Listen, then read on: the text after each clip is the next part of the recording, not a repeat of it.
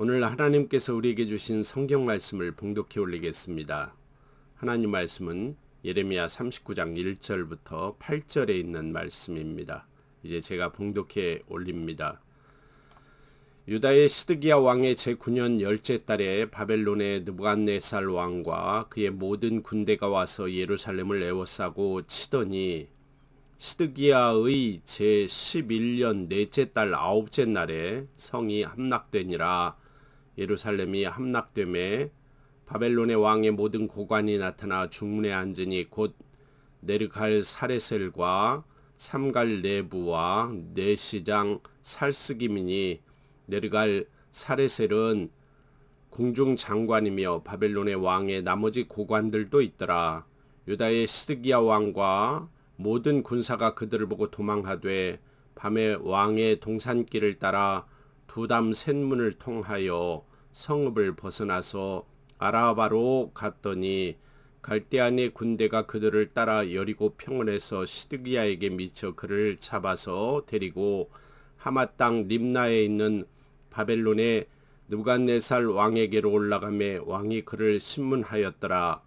바벨론의 왕이 림나에서 시드기야의 눈앞에서 그의 아들들을 죽였고 왕이 또 유다의 모든 귀족을 죽였으며 왕이 또 시드기야의 눈을 빼게 하고 바벨론으로 옮기려고 사슬로 결박하였더라. 갈대아인들이 왕궁과 백성의 집을 불사르며 예루살렘 성벽을 헐었고. 아멘. 오늘 본문 말씀을 중심으로 진정한 부흥을 선택하라 라는 말씀으로 말씀을 함께 통하여 은혜를 나누겠습니다.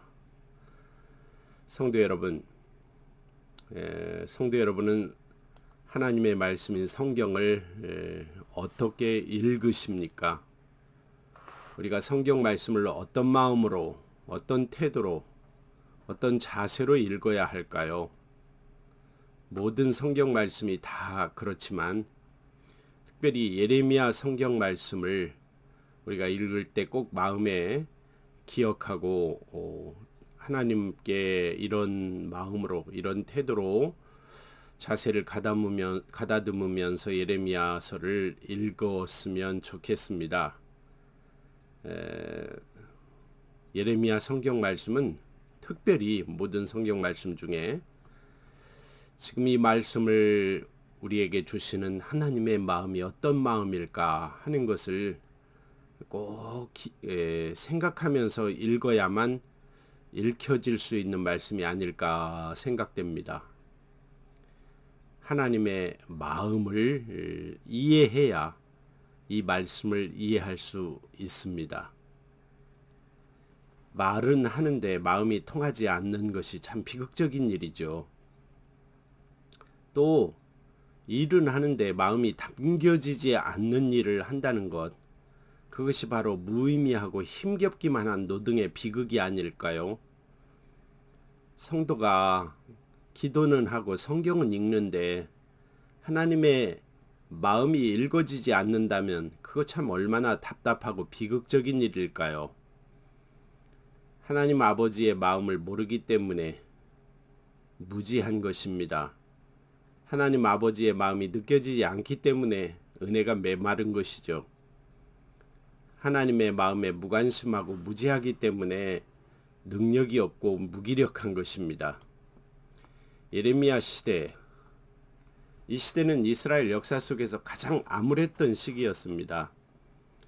예레미야 선지자는 남왕국 유다 왕국이 멸망 직전에서 멸망 후까지 약 한 40년 기간 예언사역을 감당했던 선지자입니다. 가장 위험했던 순간을 목격하면서 임박한 하나님의 심판을 선포해야만 했던 이 예레미야 선지자의 운명적인 삶을 이 예레미야서를 읽어보면 읽어낼 수 있습니다. 가장 우울했던 시절, 가장 비극적인 시절, 그리고 가장 참담하고 비참한 역사의 시기에 하나님께 부름받아 예언 사역을 감당했던 선지자가 바로 예레미야 선지자입니다. 그래서 그런지 이 예레미야 선지자에게 붙은 별명이 있죠. 성도 여러분 아십니까? 그것이 바로 예레미야 선지자 하면 눈물의 선지자, 눈물의 예언자라고 부릅니다. 얼마나 많이 울었으면 그럴까요? 그렇지요. 울 수밖에 없었던 그의 삶이었고 그의 사역이었습니다. 그 시절 하나님의 부르심을 받아 하나님의 말씀을 선포하며 한없이 울고 한없이 슬퍼했고 한없이 고난당했던 예레미야의 모습 속에 예수님의 모습이 보이기도 합니다. 그래서 마태복음 16장을 읽어보면 예수님께서 어느 날 제자들에게 사람들이 인자를 누구라 하더냐라고 물으니까요. 그 대답으로 사람들이 여러 가지 대답을 했는데 그 중에 하나가 예레미야라고 하더이다. 예레미야가 다시 나타난 사람이라고 하더이다 하고 대답하는 광경도 있었습니다. 그렇죠. 이 예레미야의 모습 속에 사실은 예수님의 모습이 보입니다. 동시에 오늘 이 시대에 사역하는 모든 목사님들, 모든 교회의 장로님들, 또 권사님들, 안수집사님들, 교회의 기둥 같은 일꾼들로 부름받은 사명자들, 성도들이 반드시 하나님과 마음을 통하면서 이 예레미야 성경 말씀을 꼭 읽어야 할 때라고 생각됩니다. 오늘 본문 말씀 예레미야 39장 말씀은 이제 남아있던 왕국 남유다 왕국마저 바벨론에게 멸망당하는 사건에 관한 기록입니다. 예레미야 선지자는 눈물의 선지자였습니다. 망해가는 조국 유다 왕국의 멸망을 보면서 궁극적인 멸망과 멸망 이후의 삶을 예언했기 때문에 그는 선지자로서의 눈물의 사역을 일생 동안 펼쳤습니다.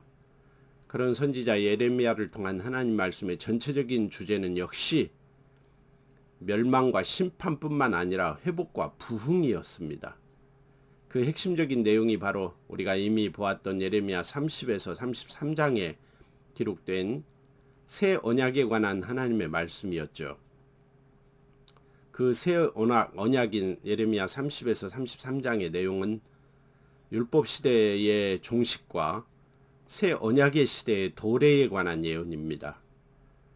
그런데 오늘 본문 말씀에 이르러서는 다시 오늘 39장인데요. 드디어 남유다마저 멸망하는 상황에 이른 것입니다. 이 예레미야 선지자는 므낫세 왕 때 태어났습니다. 므낫세 왕 하면 여러분 혹시 기억나십니까? 남유다의 왕 중에 가장 악한 왕이 므낫세 왕이었습니다. 북왕국의 가장 악한 왕 누구였죠? 아합 왕이었습니다. 그런데 북왕국의 아합 왕과 비교해 볼 때 뒤떨어지지 않을 만큼 아주 극렬하게 악한 남유다의 왕 중에 한 사람이 므낫세 왕이었습니다.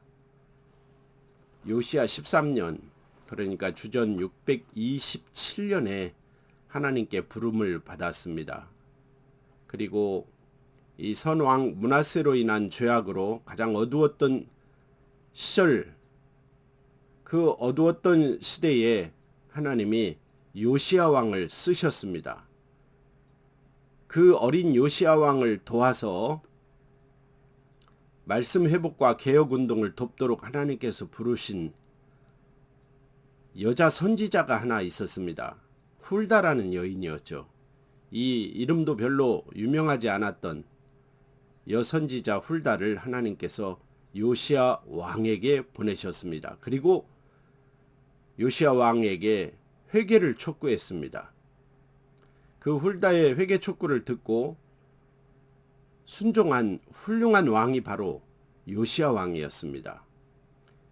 예레미야는 그때 당시 훌다와 함께 요시야 왕을 적극적으로 도와서 남유다의 개혁의 사명을 감당했던 것입니다. 그때 하나님께서 예레미야에게 주신 사명의 말씀이 바로 예레미야 1장 10절에 매우 중요한 예레미야 전체의 요절입니다. 그 말씀을 제가 읽어드리겠습니다. 보라, 내가 오늘 너를 여러 나라와 여러 왕국 위에 세워 네가 그것들을 뽑고 파괴하며 파멸하고 넘어뜨리며 건설하고 심게 하였느니라 하시니라 하신 예레미야 1장 10절의 말씀입니다. 뽑고 파괴하고 파멸하고 넘어뜨리는 사역이라고 말씀하셨습니다. 여기 뽑는다, 파괴한다, 파멸한다, 넘어뜨린다 이 네 단어는 사실은 이게 예레미야 사역의 중심 키워드들입니다. 물론 나머지 그 끝에 두 단어 건설하고 심는 사역은 역시 중요한 사역으로서 세우는 사역이기도 합니다. 그렇지만 주요 사역이 바로 이 네 단어에 함축되어 있는 것처럼 무너뜨리고 파괴하는 사역, 하나님의 심판에 관한 이것이 예레미야 선지자가 선포해야 할 말씀이었습니다. 또 삶으로 드러내야 할 하나님의 뜻이었죠.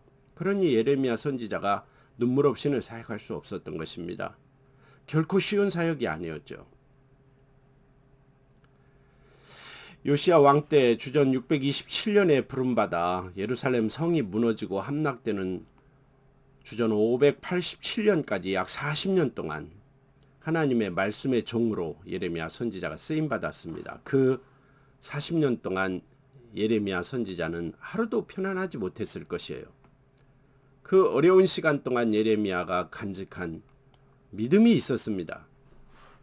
그것은 바로 하나님의 절대 주권에 관한 믿음이었습니다. 하나님의 절대 주권. 하나님의 절대 주권이 이루어진다는 확신이죠. 모든 이 세상의 주권은 하나님 쥐고 계신다는 것입니다. 그런데 문제는 현실이었습니다. 예레미야 선지자가 살고 있는 현실, 하나님의 말씀과 하나님의 뜻과는 전혀 다르게 돌아가는 인간의 현실. 예레미야 선지자가 살던 그때 당시의 남유다의 현실은 어떤 현실이었습니까? 백성들이 말씀을 받지 않습니다. 하나님 그렇게 원하시는 믿음을 갖지 않습니다. 하나님의 뜻에 대해 무지합니다. 게다가 적극적으로 선지자를 핍박합니다. 온통 시대가 악합니다. 그런 현실 속에서 40년을 한결같이 한 길을 이 선지자 예레미야가 달려갑니다. 울며 달려갑니다. 어떤 결과가 있었나요? 큰 열매가 맺었나요? 아닙니다. 아무도 돌아오지 않습니다. 아무도 회개하지 않습니다.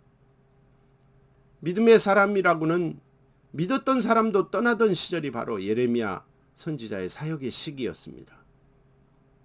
그런데도 이 예레미야 선지자가 변함없이 고통스럽지만 눈물을 흘리면서 고난당하면서도 여전히 한결같이 한 길을 걸어갑니다. 그렇게 살 수 있고 그렇게 사역할 수 있었던 힘이 무엇이었다고요? 하나님의 절대주권에 대한 믿음입니다. 그렇습니다. 성도 여러분, 오늘 우리는 이것을 배워야 합니다. 예레미야를 통하여 이 말씀을 통하여 배워야 합니다.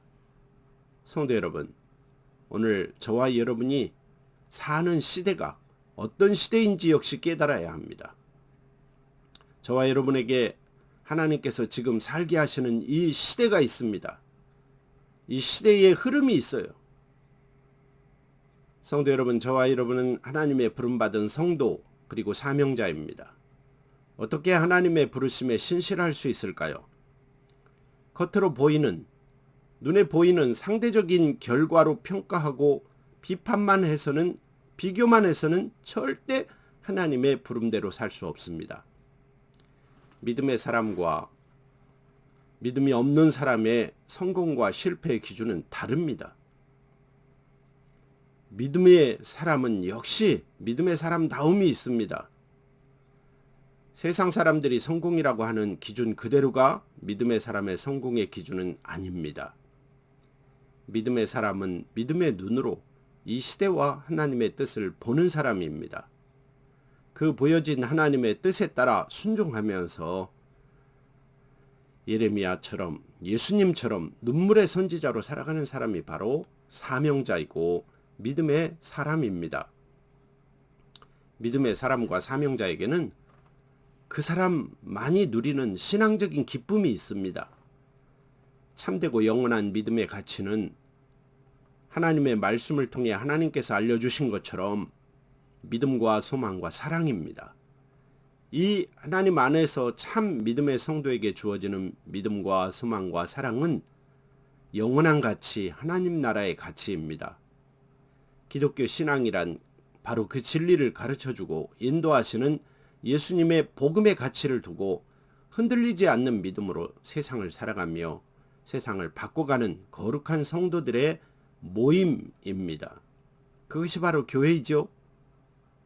사랑하는 성도 여러분, 용기를 내십시오. 거짓 선지자, 거짓된 신념에 속지 마시기 바랍니다. 인간의 위대함은 여타의 모든 존재와 다르게 보이지 않는 것을 상상하는 능력을 가진 유일한 하나님의 피조물이라는 사실입니다. 육체적인 능력과 조건으로만 보면 인간은 절대 몸집이 큰 공룡보다 강하지 못합니다. 사자보다 인간이 어떻게 강할 수 있습니까? 그 무서운 호랑이나 빠른 표범이나 거대한 육식동물들을 이 작은 인간이 어떻게 지배하며 살아갈 만한 조건을 갖췄다고 말할 수 있겠습니까? 이런 점에서 인간은 얼마나 나약하고 미미한 존재인지 모릅니다. 그런데 이런 인간인 저와 여러분에게 하나님께서 주신 탁월함이 있습니다. 그것은 바로 상상력, 믿음 아닐까요? 그렇습니다. 얼마 전에 제가 읽은 사피엔스라는 책의 저자인 유발 하라리라는 이스라엘의 교수님이 쓴 책인데요. 그 유발 하라리는 그 사피엔스라는 책에서 그것을 구체적으로 보이지 않는 것을 상상하고 믿는 믿음의 능력으로서의 인지혁명이라고 불렀습니다. 이것이 인간을 탁월하게 한 요소라는 것입니다.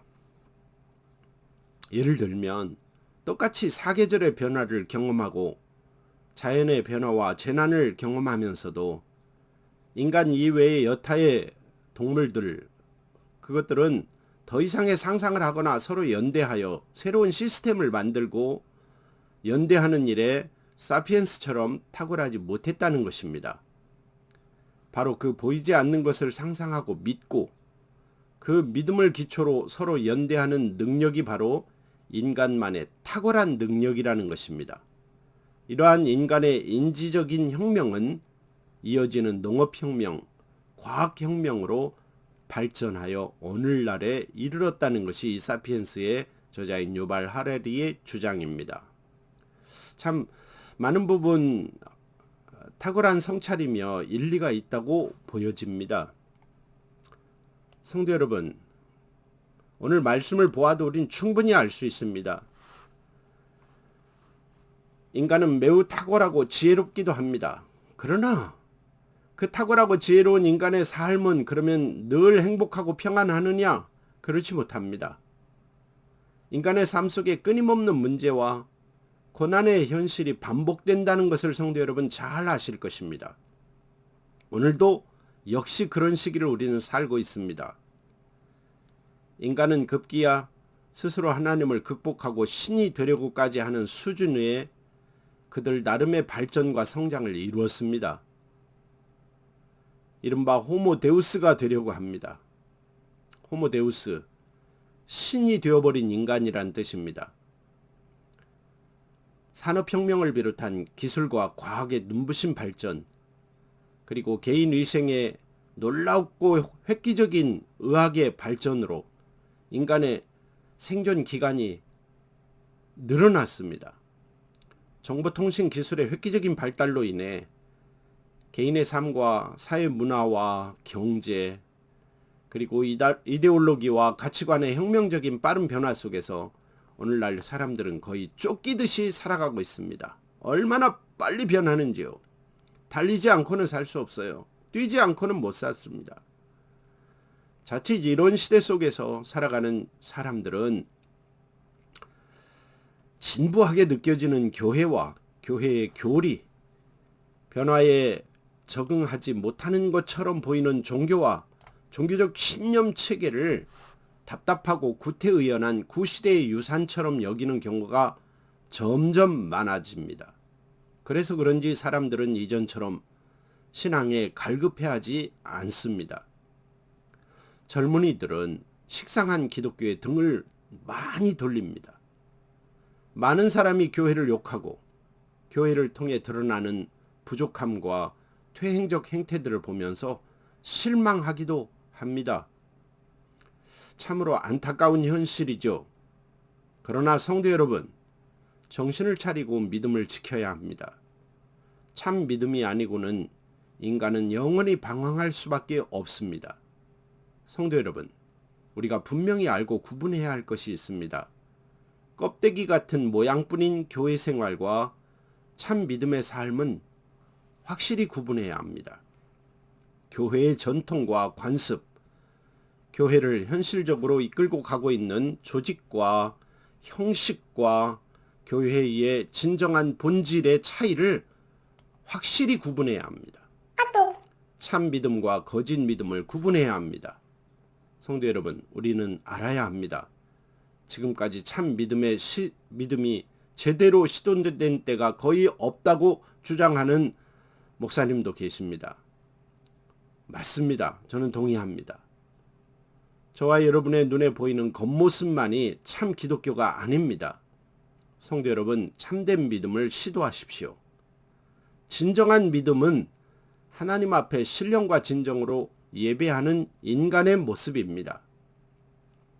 마틴 로이드 존스라는 영국의 목사님이 계십니다. 그분께서 부흥에 대하여 오래전에 다음과 같이 가르치셨습니다. 부흥이 뭐냐?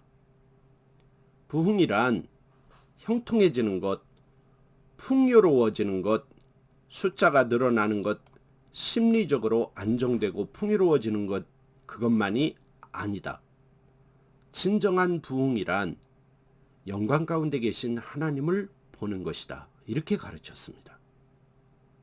진정한 부흥이란 영광 가운데 계신 하나님을 보는 것. 그렇습니다. 모든 시대 속에서 교회는 부흥을 꿈꾸고 부르짖었습니다. 수많은 목회자와 교회, 수많은 단체와 모임에서 이른바 사람들이 바라고 기대하는 부흥과 회복을 가르쳤고 그리고 부흥을 달라고 기도했습니다. 어쩌면 지금도 그러고 있는지도 모릅니다. 상처 많고 고난이 많고 번민이 많은 현실인 현대인의 삶 속에서 살아가는 많은 사람이 이 회복과 부흥에 갈망하고 있습니다. 본질적으로 죄인인 인생은 항상 목마르기 때문입니다. 항상 고통 속에서 살아가고 있기 때문이죠. 문제는 많은 사람이 진정한 복음과 진정한 부흥이 무엇인지 모른 채 피상적인 복음, 겉으로만의 부흥을 기대하고 갈망하고 있다는 것이 이것이 문제입니다. 그러나 성도 여러분, 잊지 맙시다. 진정한 부흥이란 영광 가운데 계신 하나님의 영광을 보는 것입니다. 하나님의 영광의 존귀함을 세속적인 가치와 바꿔서는 안 됩니다. 북이스라엘과 남유다 민족을 멸망하게 해서라도 하나님께서 기어이 이루시기를 원하셨던 것이 무엇입니까? 그것이 바로 진정한 회복과 참된 부흥이었습니다. 그 진정한 하나님의 부흥은 하나님의 영광을 보게 하시는 것입니다. 결코 심리적인 안정이나 물질적인 풍요로움, 가시적인 확장이나 영향력의 증대, 그것만을 부흥이라고 하나님은 하신 적이 없습니다. 성도와 교회에게 있어서 진정한 부흥은 하나님의 영광 속으로 깊이 들어가는 것입니다. 그 진정한 부흥 외에 어떤 것에도 현혹되지 마시기를 바랍니다. 그것이 오늘 말씀의 의미입니다. 성도 여러분, 오늘 본문 말씀은 이제 북이스라엘이 오래전에 멸망했고요. 드디어 오늘 본문 말씀에 기록된 사건처럼 남유다 예루살렘 성이 바벨론에 함락되었습니다. 이제 남유다가 망했습니다. 그런데 이 남유다와 이미 멸망해버린 북이스라엘의 멸망, 남은 유다까지 멸망한 이 사건에 관한 기록의 깊은 뜻, 이 기록의 목적이 무엇냐고 물어보면 우리는 이렇게 대답해야 합니다. 하나님이 지금 무너져버린 북이스라엘과 멸망하는 남유다에게 진정한 회복과 진정한 부흥을 주시려는 것입니다. 그렇다면 이제 결론입니다. 성도 여러분, 그 하나님의 진정한 부흥을 경험하려면 어떻게 해야 합니까? 제가 소개드린 마틴 로이드 존스 목사님은 다음과 같이 4가지로 가르치고 계십니다. 진정한 부흥을 경험하기 위하여 첫째, 멈추라. 잘못 살았던 삶을 멈춰야 합니다. 멈추려면 우리 자신을 바라봐야 합니다. 죄인인 나, 연약한 나, 죄악되고 허물 많은 나, 헛된 노력을 경주하고 있는 나를 바라보고 멈추라. 이것이 첫 번째입니다. 두 번째, 하나님의 영광을 보라. 세상을 바라보고 애굽을 쫓아가고 바벨론에 기대고 그러지 말고 하나님의 영광을 바라보라는, 하나님의 영광, 고난 속에서도 패망했어도 포로가 되었어도 하나님의 영광을 보라는 것입니다. 세 번째, 돌아오라. 그렇습니다. 이게 회개입니다. 멈추고 하나님의 영광을 바라보고 그리고 나의 원래의 자리로, 하나님이 기뻐하시는 삶의 그 자리로 돌아오라. 이것이 진정한 회개이며 이것이 진정한 회복이며 그리고 이것이 진정한 부흥입니다. 마지막 4번째 한 단계가 더 있습니다. 기도하라. 기도하라, 이 말씀은 본질적인 성도의 삶의 모습이며 삶의 존재의 특성인 예배자의 삶입니다. 기도하라. 하나님 앞에. 성도 여러분, 하나님의 부흥이란 영광 가운데 계신 하나님을 보는 것, 그리고 그분은 영광의 하나님께 돌아오는 것, 그리고 그분 영광의 하나님께 기도하는 삶입니다.